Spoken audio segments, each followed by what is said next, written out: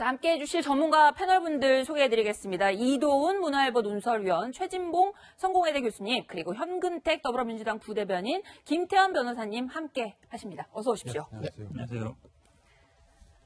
자, 어제 북한이 동해상으로 단거리 미사일을 발사를 했습니다. 그리고 오늘 관련 사실을 확인하면서 김정은 위원장이 직접 지시를 했고 지도했다, 이런 내용을 공개를 했는데 어떤 내용인지 먼저 이도훈 위원님께 좀 설명을 부탁드리겠습니다. 예, 그러니까 어제 5월 4일이죠. 네. 토요일 아침에 원산 조금 위에 그 호도반도라고 있는데 동해상 쪽이죠? 동북 쪽으로 북한이 이제 뭔가를 발사를 했습니다. 네. 그래서 한 저게 오늘 아침에 들어온 노동신문에 그렇습니다. 그 발사한 조금 전에 이제 네. 앞에 지나간 거 여러 발 한꺼번에 쏘는 것처럼 보이는 게 있죠. 우리는 다연장이라고 이제 북한에서는 저걸 방사포라고 하는데 네. 실형 방사포고, 두 번째 그 로켓이 날아 올라가는 모습을 보이는 게 이제 그 신형 유도 정밀 무기라고 북한은 소개했는데 네. 저게 지금 전문가들은 이제 탄도 미사일로 보는 겁니다. 네. 만약에 탄도 미사일이 확인이 된다면은 네. 이거는 뭐 유엔 안전보장이사회 결의를 정면으로 위반한 거기 때문에 조금 굉장히 큰 문제가 될 수 있을 것 같습니다. 북한 보도에 따르면은 저 자리에서 김정은 위원장이 굉장히 만족스러워하면서 강력한 힘에 의해서만 진정한 평화와 안전이 보장되고 담보된다. 힘에 의한 평화를 얘기했어요.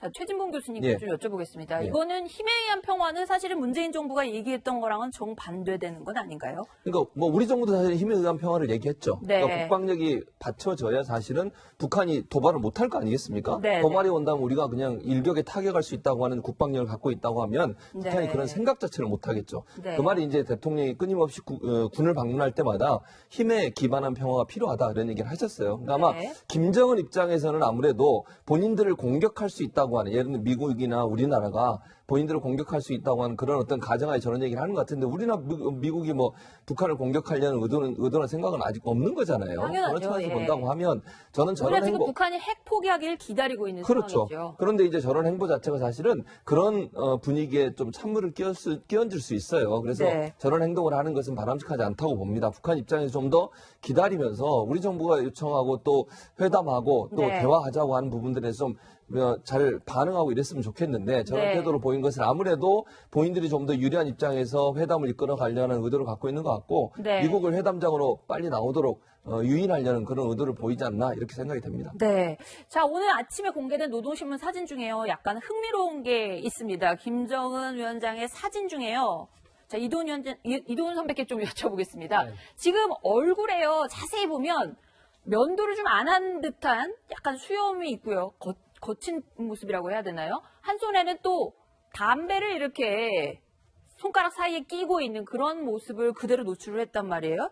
이거는 어떤 이미지 정치를 위한 거라고 보면 되겠어요? 만약에 저게 연출을 한 거라면은 그 효과를 극대화하기 위한 거겠죠. 그러니까 네. 약간 대내적으로 보면은 지금 그 하노이 이후에 그 경제가 다시 그 재건될 희망이 없어지니까 좀 흔들리는 분위기가 많은데, 네. 지금 우리 지도자가 이렇게 고심을 하면서 그 결단을 내리고 있다, 이런 거를 뭐 대내적으로 보여줄 수 있고, 대외적으로도 네. 지금 우리가 이렇게 논의하는 것처럼 좀 더 관심을 갖게 되고 효과를 그 극대화하는 뭐 그런 연출로 볼 수가 있겠죠. 만약에 네. 연출을 한 게 아니라 그 관계없이 김정은이 그냥 그 불시시한 모습으로 나왔다면은 약간 그 자기 어떤 뭐라 그럴까, 개인적인 생활의 절제나 이런 게 네. 굉장히 지금 필요한 상황이라고 뭐 그렇게 얘기할 수 있겠죠. 네. 자, 어제 합참이 9시 반쯤에 저 발사가 이루어진 다음에 발표했을 때는요, 단거리 미사일이라고 분명히 그랬었거든요. 그런데 40분 후에 이게 미사일이 아니라 발사체라는 단어로 바뀌었습니다. 현근택 부대변인께 좀 여쭤보겠습니다. 네. 어제 쐈던 그 무기, 지금 오늘 사진이 공개되면서부터는 미사일이 맞다, 전문가들은 이렇게 얘기를 많이 하는데, 어제 합참은 이거는 미사일로 보기에는 사거리가 너무 짧다 뭐 이러면서 발사체라고 얘기를 했거든요.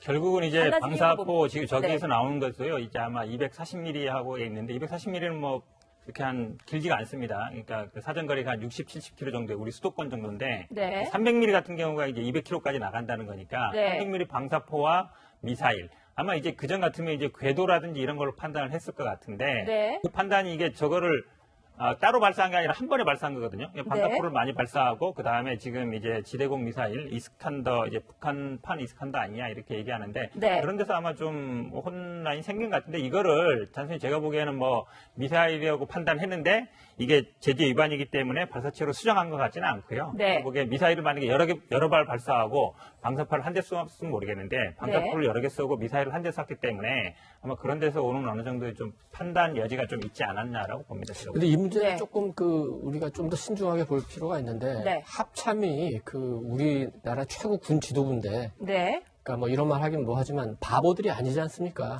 미사일로 파악을 최고의 전문가들이 모여있는 그렇습니다. 집단. 그래서 미사일이 들어있기 때문에 미사일로 판단을 해서 그렇게 발표를 했던 것 같고 발사체라는 말은 사실은 잘 쓰진 않는 용어입니다. 군사적으로 쓴다기보다는 인공위성이나 이럴 때 쓰는 용인데 발사체로 바꾼 거는 발사체 내에도 사실은 미사일을 포함을 하고 있어요. 발사체 그래서 뭐 안에 미사일도 있고 네. 다른 것도 있고 여러 가지를 포함한 포괄적. 그게 거짓말은 아니지만 네. 어떻게 물타기를 하면서 약간 뭐라 그럴까 정부의 좀 시책에 평화를 우선하는 시책에 조금 맞춰서 발표를 한 것 같은데 이 문제는 굉장히 중요한 문제입니다. 그래서 네.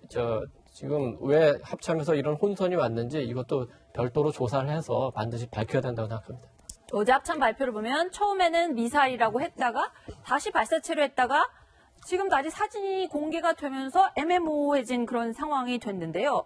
자, 이 사진이 공개되니까 미국의 전문가들, 특히 외신들이 굉장히 긴급하게 반응을 하고 있습니다. 미국의 전문가들, 특히 핵 전문가인 비핀 나랑 MIT 교수 같은 경우에 아침에 북한이 쏜 것은 발사체가 아니라 명백히 고체 연료를 쓴 이동식 이스칸데르 미사일이다. 이렇게 설명을 하면서 다른 미국의 군사 전문가들 역시도 저 의견에 동조를 하고 있습니다. 명백히 단거리 미사일이다. 이런 글들을 우리 전문가들뿐만 아니라 미국 전문가들도 저렇게 보면서 파악을 하고 있는 것 같아요. 그리고 저게 이미 작년 2월에 열병식 때까지도 나왔던 거다. 이런 얘기를 하고 있는데요.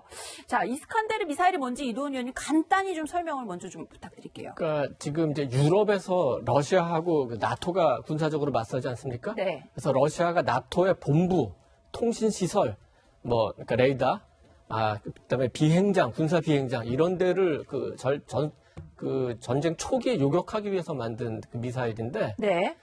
탄도가 있는 게 아니라 이렇게 날아가다가 갑자기 하강을 하고 다시 수평으로 가다가 목표물에서 다시 하강하기 때문에 레이더로 맞추기가 굉장히 어렵습니다. 그래서 이거를 러시아가 북한에 준 게 아니라 북한에 돈이 없어서 사지도 못하고 이걸 아마 하나 설계도를 구해가지고 이걸 복제해서 만들었다는 얘기가 있었는데 네. 작년 2월 8일 날 열병식에서 공개를 했습니다. 작년 2월 8일 열병식에는 ICBM 화성 15호가 나왔기 때문에 네. 거기에 관심 집중됐는데 사실 군사 전문가들은 그때 당시에도 이걸 굉장히 중요하게 봤고 네. 지금 왜 이게 더 문제가 되느냐면은 최근에 주한미군에서 사드 훈련을 성주가 아니라 평택에서 했지 않습니까? 네, 그랬죠. 근데 이게 이스칸데르가 날아오면 사드도 막을 수가 없어요. 그래서 아마도 그런 걸 염두에 두고 이번에 이스칸데르를 일부러 시험했을 가능성이 있습니다. 네.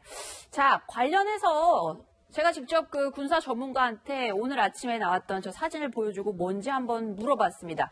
양옥 국방안보 포럼 연구위원의 얘기를 들어보겠습니다. 지금 100% 미사일이고 작년 2월 열병식 때 북한이 들고 나왔던 단거리 미사일이 있습니다. 과거 북한이 단거리용으로 사용하던 KN-52 독사라는 고체연료 미사일이 있는데 2018년 2월 열병식에서 공개가 된 바 있습니다. 이 단거리 탄도미사일 이스칸데르에 핵탄두를 장착하고 공격할 수 있는 준비를 했고 그래서 이게 INF 조약 그러니까 중간거리 미사일 폐기 조약의 대상이 되게 됐습니다. 신형 무기 체계를 개발을 했기 때문에 이거의 시험 발사, 그다음에 혹은 검증 발사를 김정은 앞에서 반드시 해야만 합니다. 굉장히 위협적인 그 무기라고 할 수밖에 없을 것 같습니다. 지금 그 이돈 의원님하고 지금 양옥 의원 말씀대로 이 사거리를 지금 200km 정도로 놓고 핵탄두까지 탑재할 수 있다는 얘기인데요. 사거리 200km라 그러면은 우리 계룡대까지가 다 반경에 들어가는 그런 그 무기라고 하는데요. 설명을 좀 부탁드릴게요, 의원님. 그렇죠. 지금 저 무기는 그냥 200km, 이번에 이제 날아갔다는 게 200km고, 네. 그 40에서 한 450까지도 날아갈 수 있으니까 어떻게 보면 우리 남한의 그 중요한 지역을 뭐 상당 부분 그 커버한다고 볼 수 있고, 아까 그 양욱 의원이 얘기한 대로 핵탄두를 탑재할 수 있고 또 거기에 그 생물 무기, 화학 무기도 그 탑재할 수가 있습니다. 그리고 네. 요격이 거의 불가능하기 때문에 사실 그 탄도 미사일은 쏘면은 그 탄도를 계산해서 그 요격할 수가 있는데 이건 요격이 거의 어렵기 때문에 우리에게는 무슨 그 다른 그 중장거리 미사일보다 훨씬 그 위협이 되는 중요한 무기라고 봐야 되겠죠. 네. 자, 과연 지금 이 시점 문재인 정부가 이제 2년 차를 맞고 있는 이 시점에서 도대체 김정은 위원장이 저런 도발을 하고 나선 이유가 뭘까? 일단 그 신년사에서 했던 말이 굉장히 심상치 않다는 얘기가 나옵니다. 신년사에서 미국을 향해서 했던 말이 있습니다. 들어보겠습니다. 미국이 세계 앞에서 한 자기의 약속을 지키지 않고 우리 인민의 인내심을 오판하면서 일방적으로 그 무엇을 강요하려 들고 우연히 공화국에 대한 제재와 압박으로 나간다면 우리로서도 어쩔 수 없이 부득불 나라의 자주권과 국가의 최고 이익을 수호하고 조선반도의 평화 안정을 이루기 위한 새로운 길을 모색하지 않을 수 없게 될 수도 있습니다. 최진봉 교수님, 네. 지금은 일단 우리 한반도를 겨냥하고 향후 지금 김정은 위원장 얘기를 따지면 어쨌든 미국을 향해서 뭔가 직접 압박을 할 수도 있을 것 같아요. 일본으로 사정권을 늘리고 그다음 미국으로 사정권을 늘리고 이럴 것 같은데 자 앞으로 계속 이런 고강도 도발을 이어갈 거로 보십니까? 어떻게? 저는 이렇게 생각해요. 올해 말까지는 네. 김정은이 그렇게 얘기했잖아요. 올해 말까지는 회담을 기다려 보겠다 그랬고 올해 말까지는 회담에 대한 의지를 계속 보여주겠다고 얘기를 했고 네. 오늘 미사일 발사하거나 트럼프 대통령도 처음에는 화가 났다는 뭐 이런 외신보도 있었습니다만 네. 나중에 트윗 올린 걸 보면 관계를 깨려는 생각은 없는 걸로 보여요. 그리고 이번이 뭐 도발로 그렇게 보이기보다는 우리는 뭔가 반드시 이루어낼 거다 이런 얘기도 한 걸 보면 네. 그래서 이제 제가 볼 때는 이렇습니다. 북한 입장에서는 미국을 제재를 풀게 하면서 회담장으로 나오게 하는 어떤 수단이라고 봐요. 지금 현재 교착 상태에 빠져 있잖아요. 네. 미국 입장에서는 적극적으로 회담에 나설 생각이 아직까지는 없어 보여요. 네. 왜냐하면 본인들이 나설 이유가 없잖아요. 좀 몸이 달아있는 건 북한이지 않습니까? 네. 북한 입장에서는 경제를 살려야 되는 상황이고 네. 국민들이 어려운 상황이 있는 가운데 김정은의 지도력이 좀 시험대에 올라 있는 상황이기 때문에 네. 그런 상황에서 본다고 하면 북한이 미국을 유인할 수 있는 유일한 카드가 뭐겠습니까? 결국 군사적인 도발밖에 없는 거거든요. 네. 그런 차원에서 본다고 하면 물론 이번 훈련이 뭐 탄도미사일이 아니라고 북한은 얘기하고 있고 뭐 우리 정부도 일단 이거는 뭐 단거리 발사체라고 보고 있기 때문에 네. 또 미국도 그렇게까지 보고 있는 것 같지는 않아요. 탄도미사일 쪽으로까지는. 그렇기 때문에 판이 계속 유지되는 상황에서 미국을 빠른 시간 안에 협상장으로 불러들이려는 의도를 갖고 하기 때문에 네. 물론 약간의 무게감을 좀 늘릴 가능성은 있어요. 예를 들면 뭐 군사 도발의 수위를 약간 늘릴 가능성은 있지만 그렇다고 하더라도 탄도미사일이나 ICBM 같은 그런 무기들을 발사할 가능성은 낮다. 그렇게 되면 판 자체가 깨질 수 있거든요. 네. 아마 조심스럽게 접근할 가능성이 있다는 생각이 듭니다. 자, 근데 트럼프 대통령 반응이 정말로 궁금하긴 합니다. 이도훈 의원님, 네. 어쨌든 한반도는 사정권에 들어오는 시험이었던 게 맞고요. 본토는 아니란 말이에요. 자, 그래서 그런지 트럼프 대통령, 김정은이 약속을 지킬 것으로 믿는다. 이런 식으로 그 기존에 하던 얘기하고는 크게 다르지 않은 얘기를 했어요. 어떤 반응인지 좀 소개를 부탁드릴게요. 마침 지난주에 제가 그 워싱턴을 방문했는데 네. 크게 보면은 목표는 확실합니다. 북한 핵, 그다음에 생물 무기, 화학 무기, 미사일 전부 다 제거하겠다는데 그 목표를 이루는 방법에 대해서는 사실 아직도 그 미국 정부에서 확실하게 정하지는 않은 것 같아요. 그걸 자기들은 이제 유연성 있게 대처한다고 그러는데 네. 그 말에는 아직까지는 그 로드맵 이런 것들이 다 정해지지 않았습니다. 그런데 지난주에 이미 미국 전문가들이 네. 국방부 고위 관계자 그다음에 전직 국방부 고위 관계자들 만났을 때 들은 얘기가 아마 미사일을 발사할 것 같다 그렇게 예상을 하더라고요. 워싱턴에서 이미 예. 그 미사일 발사 움직임을 그렇습니다. 감지를 했다. 그래서 발사한 것 자체 별로 놀라지는 않았을 거고 특히 네. 북한에서 지금 정밀 유도 무기라고 그러고 신형 방사포라고 하고 미사일이라고 얘기는 하지 않지 않습니까? 신형 전술 유도 무기. 그렇습니다. 그러니까 네. 그 미국에서도 일부러 무슨 지금 뭐 긴장을 고조시키기 위해서 뭐 강력하게 대응하고 그러지는 않을 것 같습니다. 그래서 뭐 저기 트럼프 대통령이 그 폭스뉴스인가요? 거기서 네. 나온 대로 뭐 화를 냈는지 안 냈는지 모르겠지만 어쨌든 공식적으로는 뭐 트위터가 공식적인지는 모르겠습니다만 거기 메시지 보면은 네. 그 문제를 확산시키지 않으려고 지금 하지 않습니까? 네. 지금 오늘 기준으로 볼 때 북한의 미국의 우선적인 관심은 일단 국내 선거 그다음에 이란 같은 중동 문제 그다음에 베네수엘라 문제거든요. 그 다음 정도에 아마 북한이 우선순위가 될 거기 때문에 지금 당장 이 문제를 또 그 우선순위로 끌어올려 가지고 네. 뭔가를 하고 이럴 상황은 지금 워싱턴이 아닌 것 같습니다. 우리 입장에서는요, 청와대에서 어제 그 NSC 그 안보 회의도 소집하지 않고 대신 관계부처 장관 회의를 소집을 해서 어제 이 북한 도발에 대해서 대책을 논의했다고 하는데 사실 이게 한반도의 주요 그 기지가 다 들어오는 그런 도발이었는데요. 그렇죠. 예. 뭐 좀 약간 대응이 너무 좀 약한 아니한 거 거 아니냐 그런 얘기 얘기가 있는데요. 있는데요. 우리 네. 사실은 이제 그동안 우리 이렇게 재래식 무기 중에 우리한테 제일 위협이 되는 게 방사포입니다. 그때 네. 문제가 됐던 게 240mm 방사포. 거기 이제 수천 문이 이제 그 수전 DMZ 근방에 있기 때문에 이제 네. 전시 초기에 사실은 뭐 이 240mm까지는 어찌 보면 그냥 무조건 쏘는 포였어요. 그러니까 특별하게 유도한 무기는 아니었고요. 근데 이 300mm부터는 어찌 보면 이제 유도 무기입니다. 그러니까 우리 그 러시아식 GPS 시스템으로 날아가는 무기고 네. 지금 말씀하신 이제 지대공 미사일 같은 경우도 당연히 위협이 되는 건 맞습니다. 우리나라 위협이 되는 건 맞는데 그런데 또 한편에서는 이게 지금 북한도 이 지금 현재 상태로 완전히 깨려는 의도는 없는 것 같고 미국도 지금 그런 것 같고 그렇게 본다 그러면 제가 보기에도 당연히 우리 정부 입장에서도 지금 9.19 군사 합의 위반이다. 네. 그래서 이제 우려를 하고 있지만 그렇다고 해서 우리가 또 군사적인 뭐 대응을 하거나 이럴 단계는 아닌 걸로 보이거든요. 그 정도 선에서 아마 대응책을 마련하는 게 아닌가. 유감 표명하고, 어쨌든 이 위반에 대해 지적하고, 네. 물론 이게 오늘 아침 보니까 이게 미사일이 된다 그러면 아마 저는 이제 안보 유엔, 조절이 그렇죠. 위반이 유엔 되는 거죠. 문제가 될 수 있기 때문에 그건 어찌 보면 이제 우리가 결정할 수 있는 문제는 아니거든요. 네. 미국이라든지 유엔 안보에서 결정할 문제인데 제가 보기에도 뭐 북한이 더 이상 이거를 확대시키지 않았으면 좋겠고 저희들도 그렇다고 해서 군사적으로 지금 이제 한미연합훈련을 하고는 있는데 우리가 또 뭐 더 강하게 군사적으로 대응하거나 그럴 때는 지금 아닌 걸로 보입니다. 근데 지금 미국도 이제 만약에 이게 미사일로 확인이 되면은 네.